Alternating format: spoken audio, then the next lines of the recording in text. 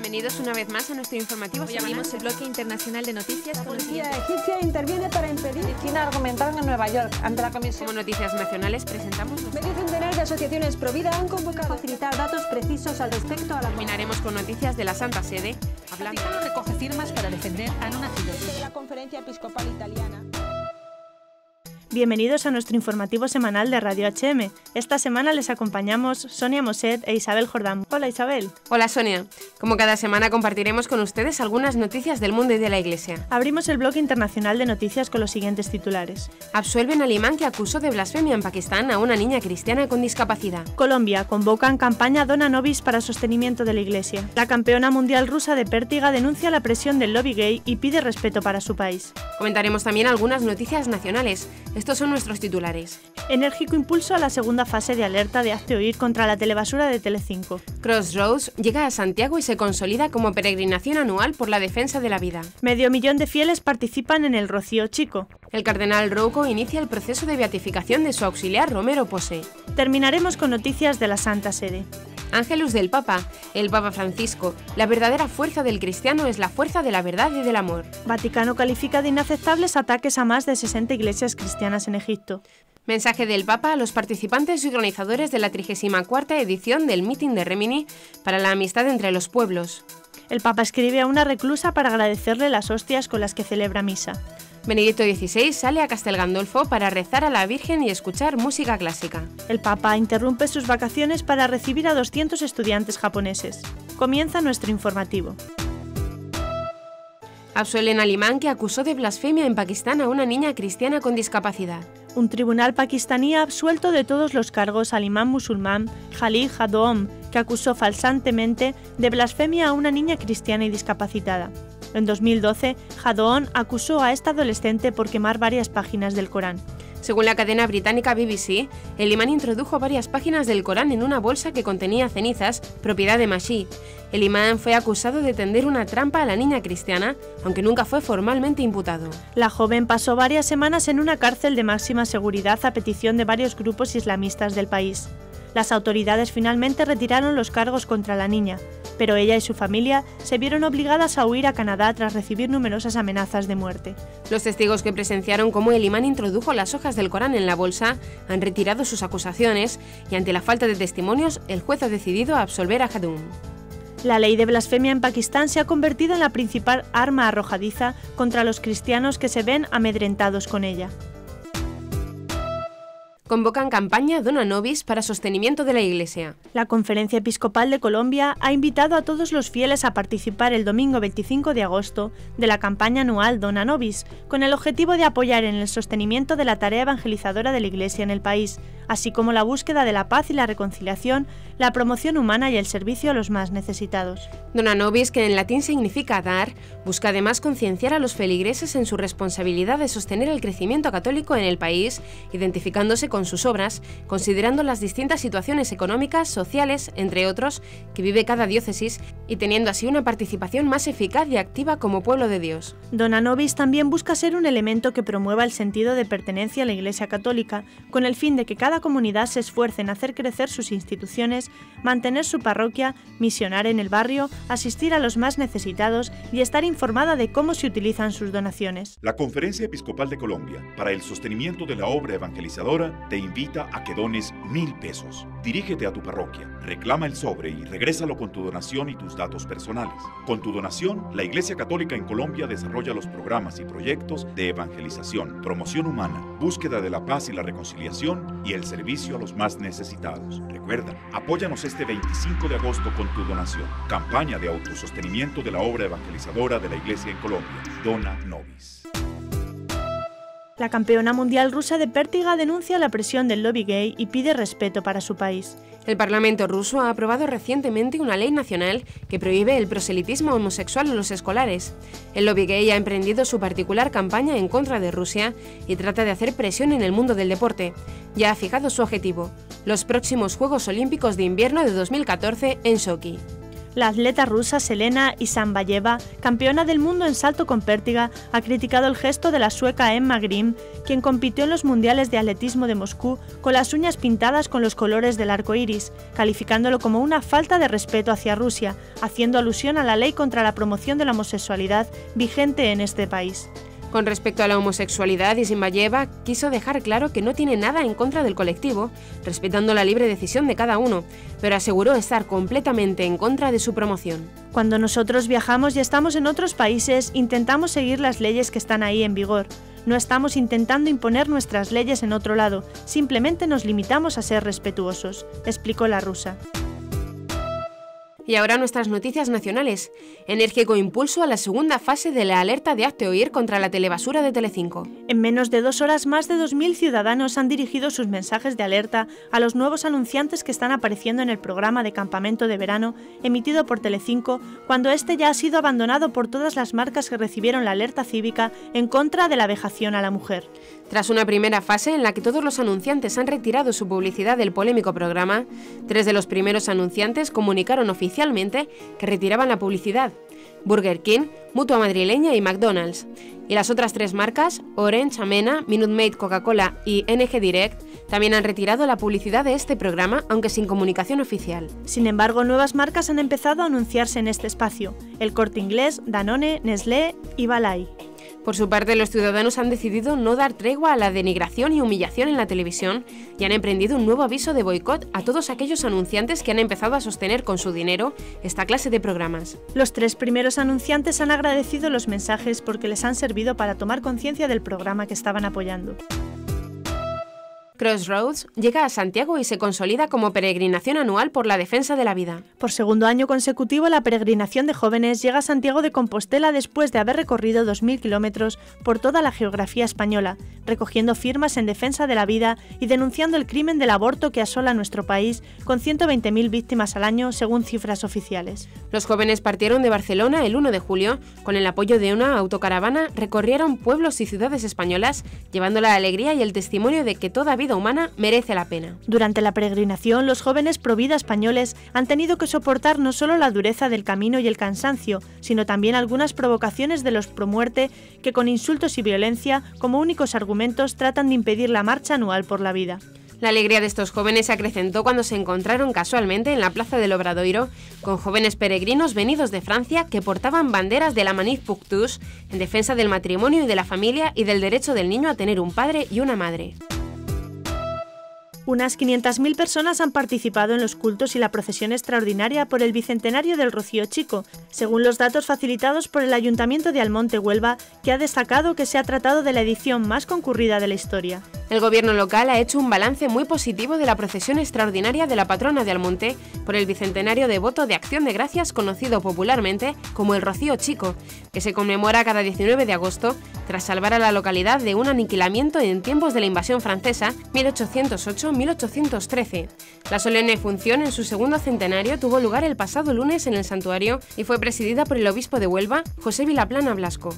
La procesión se ha realizado durante el desarrollo del año jubilar, iniciado el pasado 15 de agosto de 2012 y que tuvo como primer momento multitudinario la avenida de la Virgen del Rocío hasta el pueblo de Almonte, el 19 de aquel mes. El jubileo concluirá el próximo domingo 8 de septiembre en un acto que tendrá lugar en la aldea. El cardenal Rouco inicia el proceso de beatificación de su auxiliar Romero Pose. A partir del otoño se iniciará la causa de beatificación del que fuera obispo auxiliar de Madrid, Eugenio Romero Pose. Antes de fallecer, Romero Pose era además presidente de la Comisión Episcopal para la Doctrina de la Fe de la Conferencia Episcopal Española, así como miembro de la Comisión Permanente de la misma. Romero Pose falleció en 2007 a los 58 años tras una larga enfermedad y dando un testimonio cristiano impresionante sobre el sufrimiento y la enfermedad. Pasamos a nuestro bloque de noticias de la Santa Sede. Uno de los pocos actos que el Santo Padre ha mantenido este mes de agosto para los fieles son los ángelus dominicales en la Plaza de San Pedro.